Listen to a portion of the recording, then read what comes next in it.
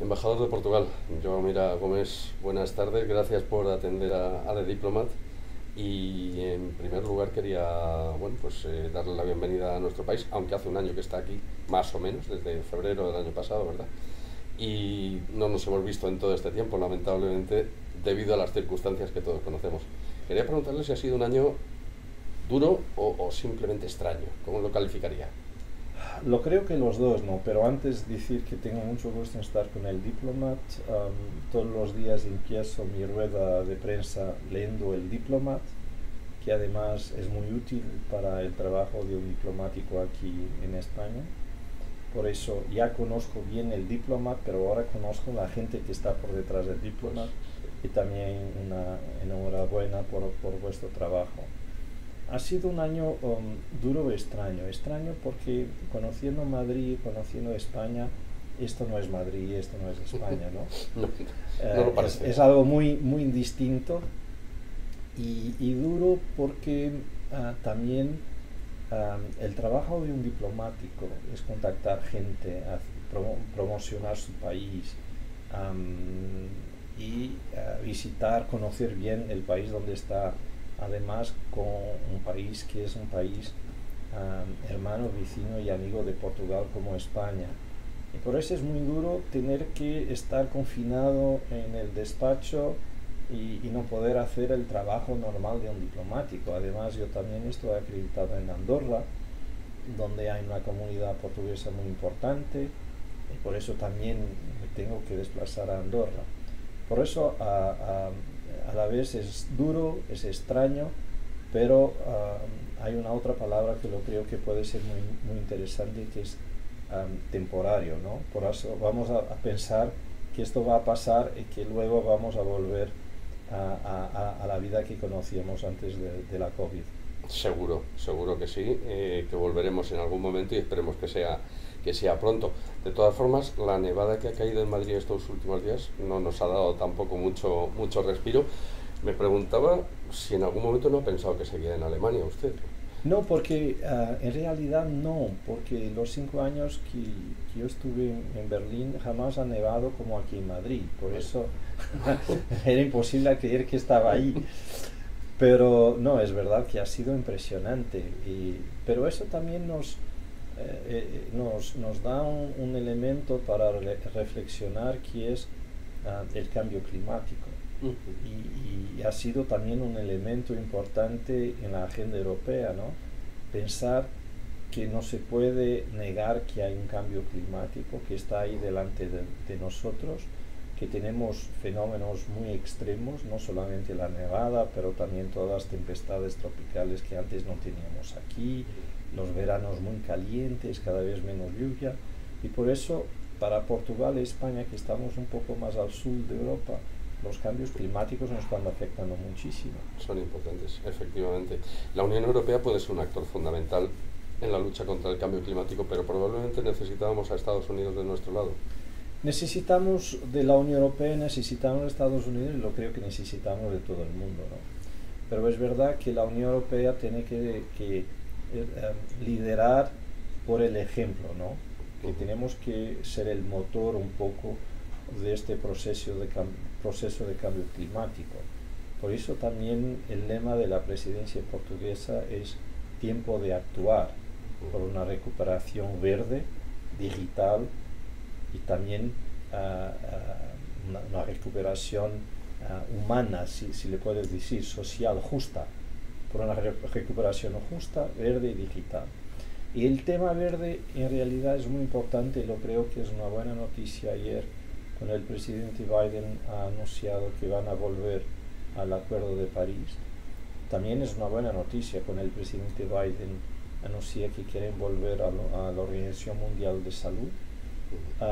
Pero también el tema climático va a ser muy importante durante nuestra presidencia, no solamente por la agenda climática de la Unión Europea, pero por ejemplo porque vamos a organizar una cumbre con India. Y claro, el tema del clima es muy importante cuando hablamos con India, con la dimensión que tiene India, la importancia que tiene en todos los temas climáticos. Por eso, este tema verde, la agenda verde, claro que va a ser muy importante. Hay quien critica digamos, la agenda verde, de alguna forma, porque consideran que nunca se llega a nada. ¿Es una cuestión de dinero o de voluntad política el que se llegue a acuerdos en ese sentido? Yo creo que, en primer lugar, es una cuestión de los dirigentes políticos y la población tener conciencia de dónde estamos y lo que necesitamos de hacer. Porque hay muchas cosas que los gobiernos pueden aprobar, leyes y todo lo demás, pero necesitamos de tener la conciencia de los ciudadanos sobre este cambio climático y cómo podemos ayudar a frenar el cambio climático. Claro que es necesario tener dinero. Por ejemplo, hay países en la Unión Europea que todavía dependen mucho de las minas de carbón, de las centrales térmicas, y por eso, para ese proceso de gradualmente bajar la dependencia, es necesario cambiar a energías renovables, y eso necesita inversión. Portugal y España estamos muy por delante en el tema del cambio climático y las energías renovables. Es una inversión que empezamos a hacer hace mucho, porque además tenemos una combinación que es muy importante, porque podemos combinar el sol con el viento, con el eólico, y también con la agua, ¿no? Con lo hídrico. Y por eso tener estos tres elementos nos da una capacidad muy interesante para tener energía renovable. Portugal, en el verano, hay días que toda la electricidad que consumimos en Portugal es renovable, al 100%. De origen solar, imagino. Solar y eólica también. Y por eso este es un cambio. Tenemos unas metas que son metas importantes, y en el Consejo Europeo de diciembre también tuvimos un acuerdo sobre cómo llegar a esas metas de descarbonización de la economía, que son muy importantes. Tenemos hoy, si no recuerdo mal, tenemos hoy mismo un consejo virtual. Sí. Y bueno, ¿qué propuestas lleva Portugal? Es el primer consejo que se va a celebrar. Es el primer consejo, y es un consejo que va a debatir mucho la cuestión de la COVID, ¿no? Y eso es la primera prioridad de la presidencia portuguesa, porque sin controlar la COVID no podemos tener recuperación económica, no podemos hacer lo demás. Por eso la primera prioridad, que también es la prioridad de la Comisión Europea, que la ha presentado ayer, es tener un plan de batalla contra la COVID, que es tener más vacunas, tener una campaña de vacunación efectiva, tener metas y llegar al verano y tener 70% de la población vacunada, tener por lo menos 80% de todos los mayores de 80 años vacunados, tener más capacidad para también entender y adaptar a nuevas estirpes del virus, lo creo, el mercado interno seguir funcionando. Y también un otro punto que lo creo que es un punto muy importante, que es no olvidar los países que no tienen vacunas, los países menos desarrollados, que nosotros también deberíamos ayudar a tener acceso a las vacunas. Por eso también esta dimensión exterior de la COVID lo creo que es importante. Por eso el Consejo Europeo va a hablar de eso hoy, cómo hacer más coordinación, porque también en nuestra presidencia creemos que deberemos tener la posibilidad para trabajar más en coordinación en el tema de la salud. Es una competencia nacional, pero lo creo que podemos coordinar más y podemos pensar en el futuro en una Unión Europea de la Salud, siguiendo la responsabilidad de los Estados miembros, pero con mucho más coordinación. El labor de la Comisión Europea en el tema de la vacuna lo creo que ha demostrado bien lo que puede ser el contributo europeo en esta materia. Por lo que me cuenta, en principio no creo que haya motivos en el Consejo como para no ser receptivos a estas propuestas de Portugal, ¿no? Sí, son propuestas también de la Comisión Europea y que nosotros compartimos con otros países. Con España también estamos completamente en la misma línea, pero tenemos que ver cómo llegar ahí. hay una cuestión que es muy importante tanto para Portugal, para España, cuando hablamos de la COVID, que es la libertad de movimientos de los ciudadanos. Para países donde el turismo es muy importante, necesitamos garantizar a la gente que es seguro viajar, que es seguro ir de vacaciones. Y para eso necesitamos no solamente de tener la vacuna, pero también tener una especie de certificado de vacunación que pueda permitir a la gente a viajar. Este es muy complejo, ¿no? Pero lo creo que es fundamental seguir trabajando, porque es todavía más complejo porque la vacuna no es obligatoria. Claro. Y por eso la gente también puede optar vacunarse o no vacunarse. Pero ¿cómo vamos a gestionar esto? ¿Cómo vamos a coordinar? Y sobre todo, ¿cómo vamos a crear las condiciones para cuando lleguemos al verano ya nos encontremos en una posición que sea mucho más fácil para la gente viajar? Cuando hablaba de pensaba que se refería a que había alguna complejidad legal dentro de la Unión Europea. La cuestión es de las leyes nacionales, claro que sí, porque esto tiene que ser una cooperación política entre todos, no es algo que es obligatorio, no es una directiva de la Unión Europea, pero tenemos que tener esta voluntad política y sobre todo entender cómo lo podemos hacer en conjunto, ¿no? Porque también hay una parte tecnológica que es muy importante, y esta parte tecnológica también tiene que atender a la cuestión de la protección de datos. Por eso todo esto es complejo, pero nos parece a Portugal, a España, a Grecia, que es muy importante tener esta capacidad de decir a la gente puede viajar no solamente porque hay condiciones, pero también porque reconocemos que usted está vacunado y por eso no representa ningún riesgo para la población, para nuestra población. Igual de complejo puede ser la organización de las cumbres que tendrán que organizarse durante el semestre portugués. ¿Finalmente no podrán ser presenciales o estamos todavía...? Todavía estamos en este modelo un poco híbrido, ¿no?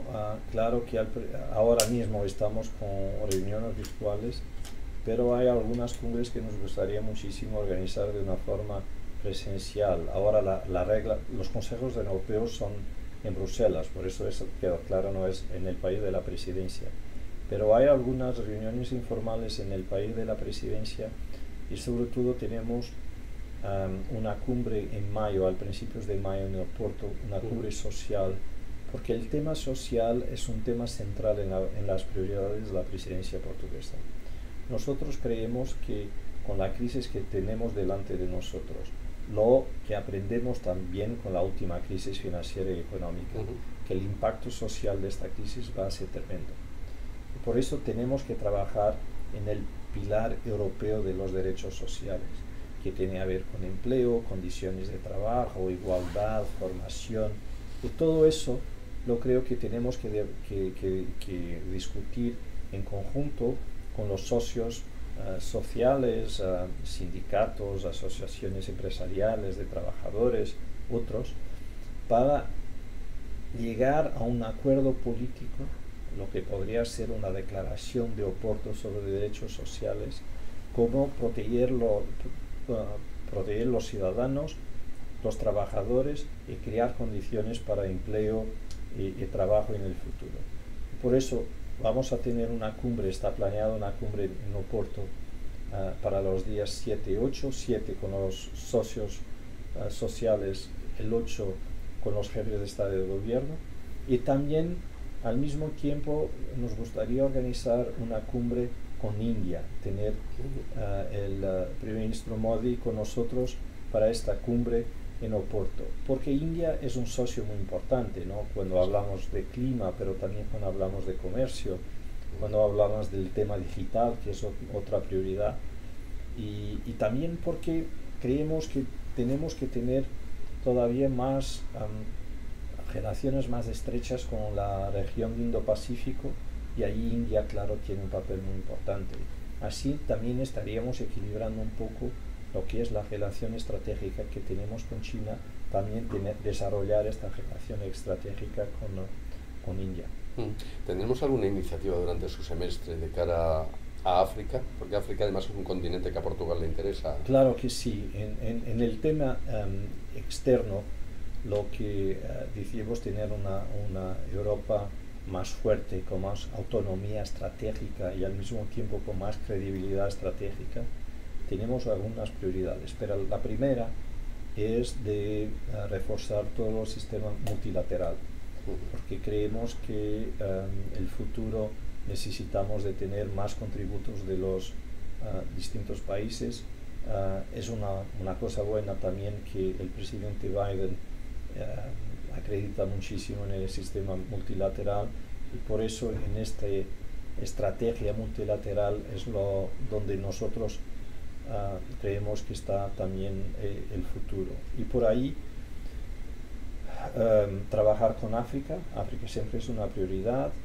El presidente del Consejo Europeo juntamente con nosotros estamos mirando cómo organizar una cumbre con África que estaba planeada para finales del 2020 y que no se pudo realizar. Nosotros también queremos hablar con África para los temas, por ejemplo, de la transición climática, y por eso también tenemos algunas iniciativas en ese marco. Pero no es solamente África, porque también tenemos que mirar hasta América Latina, que es un otro socio muy importante. Tenemos el tema del acuerdo Mercosur, que nos gustaría también tener progresos ahí. Tenemos los acuerdos de asociación con México y Chile. Pero durante nuestra presidencia hay un acontecimiento que es muy interesante, es que vamos a tener el anclaje del cabo submarino para datos entre América Latina y Europa, que es entre Brasil, Fortaleza en Brasil, y Sines en Portugal. Y es muy interesante porque estamos celebrando el quinto centenario del viaje de Magallanes y Elcano, ¿no? Y 5 siglos más tarde estamos conectando América Latina y Europa en uno de los temas que es más fundamental, que es la transmisión segura y rápida de datos. Sí. Por eso también estamos contribuyendo para acercar América Latina de Europa y Europa de América Latina. Tenemos también el tema de Estados Unidos, que claro que hay una nueva oportunidad. Hay mucho que reconstruir ahí. Sí, ¿no? para cooperar y trabajar con Estados Unidos en los temas no solamente de cooperación política, también ya hablamos de ambiente, de comercio, de salud, la relación muy importante que tenemos también en el marco de la OTAN. Por eso lo creo que tenemos mucho que hacer, sin olvidar que nosotros también somos la primera presidencia tras la salida del Reino Unido de la Unión Europea.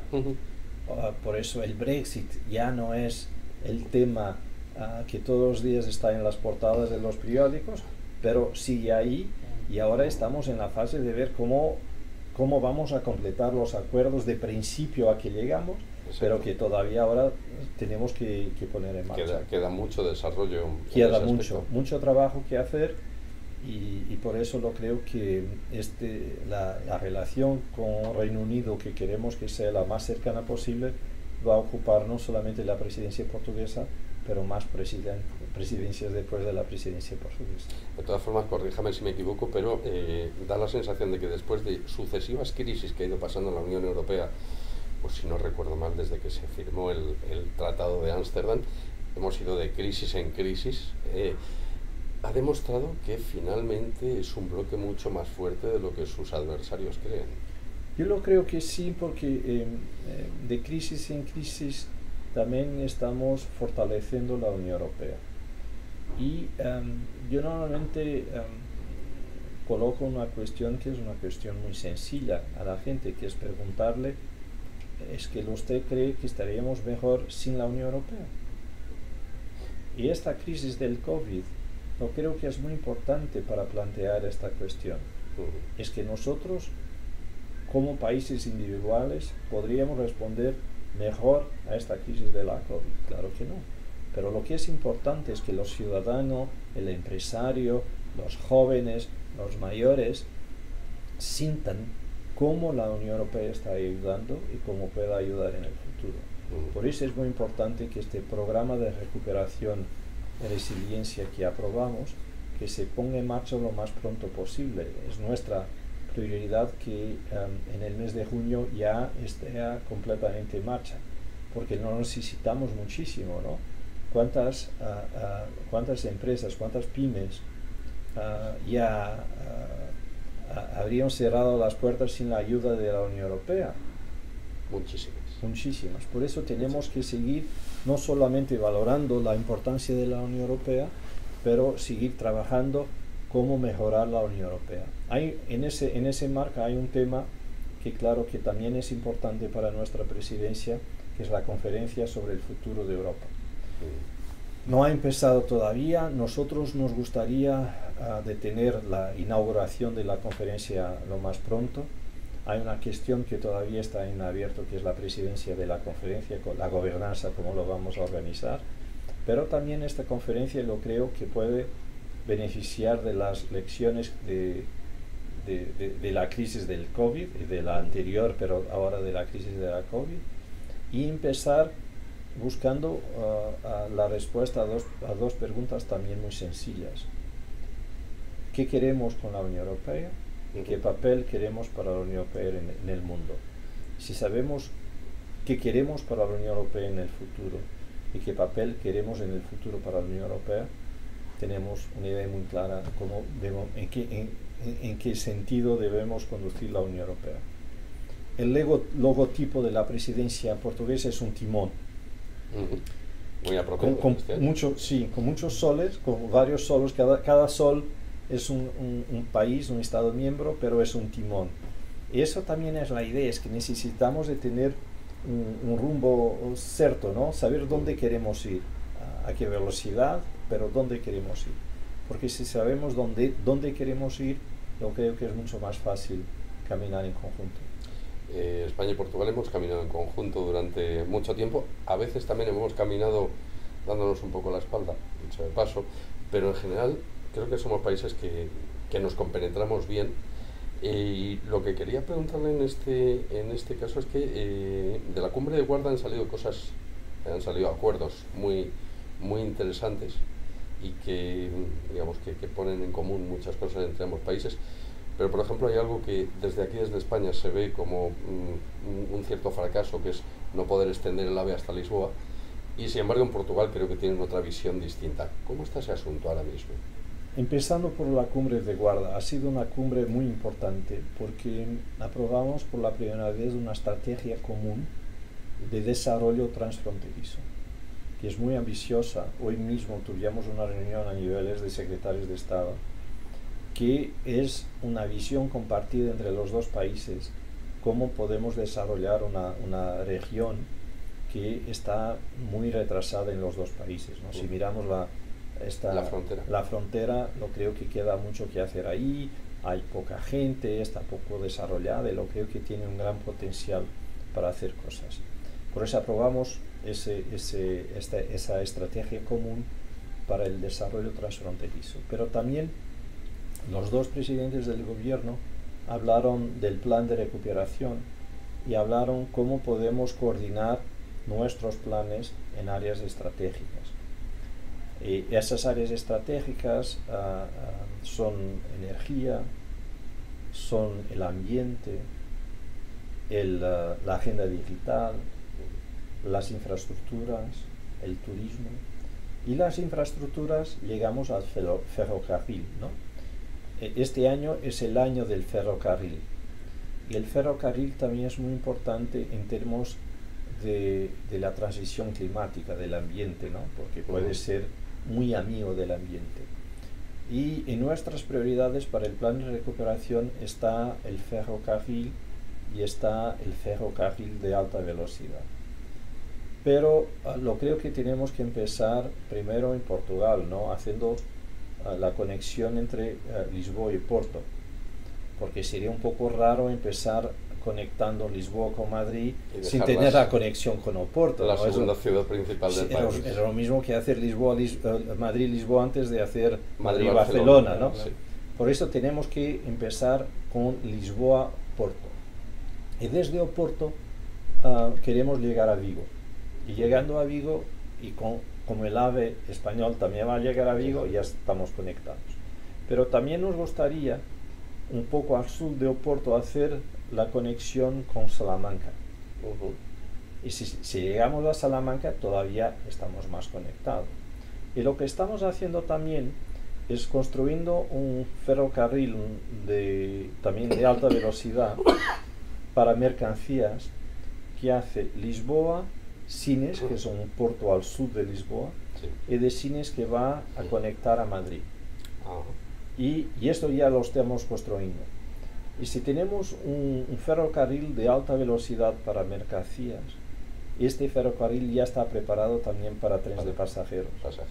Por eso vamos a llegar a Madrid, pero no solamente entre Lisboa y Madrid, vamos a llegar de distintas formas. Y además queremos también conectar en el sur Huelva con Algarve.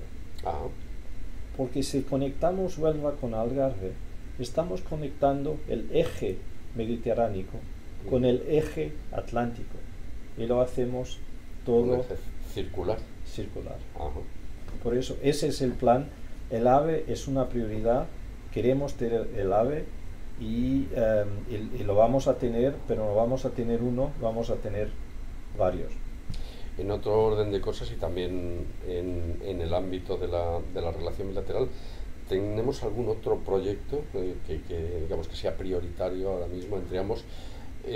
Ahora mismo me viene en concreto a la mente el tema cultural, la importancia que Portugal le va a dar a la promoción del idioma y de la cultura portuguesa. Sí, y eso es importante. Además, en la Cumbre de Guarda también presentamos un estudio sobre el impacto internacional del español y del portugués. Y lo creo que en conjunto, si coordinamos también lo que hacemos para promocionar el portugués y para promocionar el castellano, lo creo que vamos también a llegar mucho más lejos. Pero también hay otros temas que son temas estratégicos para los dos países donde vamos a seguir trabajando.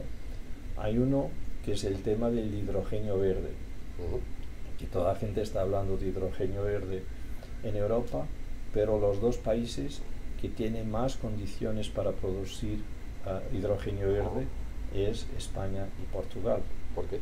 Porque tenemos la energía solar, tenemos las renovables, o sea, podemos producir hidrógeno de fuentes renovables, que es muy distinto de los otros hidrógenos que no son verdes. Y además del hidrógeno verde, que lo creo que puede ser muy importante también para Europa y para la autonomía energética de Europa, tenemos un otro tema que también muy importante y muy actual, que es el litio. Tanto España como Portugal nosotros tenemos reservas, minas de litio. Y por eso también estamos hablando cómo hacer aquí una alianza de litio para no solamente extraer y refinar el litio, pero también para producir las células y las baterías de litio Portugal y España, o sea, para crecer en la cadena de valor del litio. Y por eso también estamos hablando. Por eso tenemos varios proyectos que son estratégicos y sobre todo tenemos la voluntad de presentar en Bruselas proyectos coordinados y de interés para los dos países. Ya que dice eso, es inevitable que cuando un portugués y un español se juntan acabe surgiendo ese, no sé cómo llamarlo, mito quizá, de la Federación Ibérica. Yo sé que a ustedes se lo han planteado algunas veces ya por aquí, por España. ¿Cómo se puede decir que no necesitamos estar juntos para ser amigos? O que no necesitamos ser el mismo país para ser amigos. No, yo creo que cada uno tiene su identidad y cada uno tiene su cultura, pero lo creo que hay algo que es muy importante y que está en la base de las relaciones entre los países, es que nosotros confiamos en el otro, ¿no? Hay una confianza, no solamente el conocimiento, pero hay una confianza que es muy grande. Y por eso creo, y como compartimos muchos intereses, creo que es muy fácil trabajar en conjunto. Claro que también competimos en otros mercados, ¿no? Para atraer inversiones, con el turismo, pero también sabemos que, por ejemplo, en el marco del turismo, que si promocionamos a la península ibérica como destino, hay gente que viene a Madrid y que después va a Lisboa, como hay gente que va a Lisboa y después va a Sevilla, hay gente que va a Oporto y después va a Santiago, y por eso todos ganamos. Y es en esa idea que no estamos de espalda, pero estamos de manos dadas, ¿no? Manos unidas. Manos unidas, y eso lo creo que es lo que ha cambiado muchísimo entre Portugal y España. Y ha cambiado también fruto de pertenecernos a la Unión Europea. En este mes de enero estamos celebrando 35 años de Unión Europea para Portugal y España, y eso ha cambiado muchísimo. Además, lo creo que también ahora en España se conoce mejor Portugal que se conocía hace años atrás, y por eso todo eso ayuda. Los españoles solamente nos falta hablar un poquito más de portugués, que ustedes ya hablan bastante español. Sí, porque yo hablo español porque venía a menudo de vacaciones con mis padres en España. Yo jamás he estudiado español, por eso hablo así, de oír hablar español. Pero es verdad que no lo sé por qué, quizás por la fonética de la lengua, para nosotros queda un poco más fácil hablar español. Todavía es más fácil hablar gallego. Sí, sin duda. Y además hay una desventaja en eso para nosotros. Como ustedes ya hablan español, nosotros no nos molestamos en aprender portugués. ¿No? Sí. Ya que lo han hecho ellos, bueno, pues ya está, bien hecho. Solo quería preguntarle una cosa más, embajador. ¿Se atreve a hacer un pronóstico positivo para 2021? Yo puedo hacer un pronóstico para nuestra presidencia, lo que nos gustaría. Nos gustaría llegar a finales de junio, cuando pasamos la presidencia, el testigo a Eslovenia, con el plan de vacunación muy adelantado, con la COVID controlada, con los planes de recuperación ya en marcha, y sobre todo con un sentimiento de los ciudadanos muy fuerte que Europa hace la diferencia. Y este sentimiento que estamos todos juntos, pero que Europa es algo positivo que nos ayuda, yo creo que es todavía más importante cuando miramos hasta el futuro. Y por eso yo no quiero hacer un pronóstico más adelante que junio, pero si llegamos a finales de junio con estas 2 o 3 objetivos cumplidos, yo ya me quedo satisfecho. Pues ojalá que se cumplan. Embajador don Joao Mira Gómez, muchas gracias de nuevo gracias por atendernos. A ustedes, ha sido un placer, y claro que voy a seguir leyendo todos los días con mucho interés del Diplomat, y también enhorabuena por vuestro labor y mucha suerte para el futuro. Se lo agradecemos. Muchísimas gracias. De nada. Buenas tardes.